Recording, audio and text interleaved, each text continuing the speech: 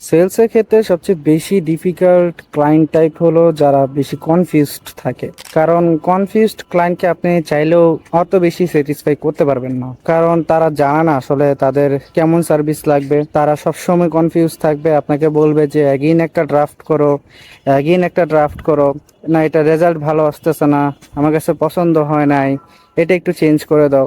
So দেখা যায় যে এইসব ক্লায়েন্টদের সাধারণত আমরা চাইলেও ওইরকম স্যাটিসফাই করতে পারি না, কারণ তাদের ব্রিফ দেখলেই বোঝা যায় তারা আসলে অনেক কিছু চায়, কিন্তু কি চায় এটাই তারা আসলে বলতে পারে না। আমি রিকমেন্ড করি এমন টাইপের ক্লায়েন্ট হইলে তাদের ইগনোর করা বেটার, আর নয়তো তাদের আইডিয়াটা আগে ক্লিয়ার করে দেওয়া উচিত। যেমন আপনি তার ব্রিফ শোনার পর তাকে কিছু প্রপার স্টেটমেন্ট দেন, এই বিষয়ে তোমাকে আমি এইভাবে দিব, অ্যান্ড কিছু স্যাম্পল আপনার প্রয়োজনে দিয়ে দেন। আপনি যদি ডিজাইন রিলেটেড কাজ করে থাকেন তাহলে কিছু স্যাম্পল তার নিশ স্পেসিফিক দিয়ে দিতে পারেন, অ্যান্ড সেই অনুযায়ী তাকে কনভিন্স করতে পারেন যে তুমি চাইলে এইভাবে নিতে পারো, তোমার আদার্স কম্পিটিটর যারা আছে তারা এভাবেই করতেছে। বা আপনি যদি অন্য কোনো ক্যালকুলেটিভ সার্ভিস দিচ্ছেন সেই ক্ষেত্রে আপনি সেখানে রেজাল্ট শো করতে পারেন, আর যে আমি তোমাকে এর কাছাকাছি রেজাল্ট এনে দিতে পারবো। অথবা আপনি কেস স্টাডি শেয়ার করতে পারেন যে তোমার নিশে যারা আছে তারা সাধারণত এইভাবে কাজ করে থাকে, তাহলে তাদের কনফিউজড গুলা মিনিমাইজ হয় অ্যান্ড তাদেরও সার্ভিসটা পসিবল হয়। এরপরও যদি দেখেন যে ক্লায়েন্ট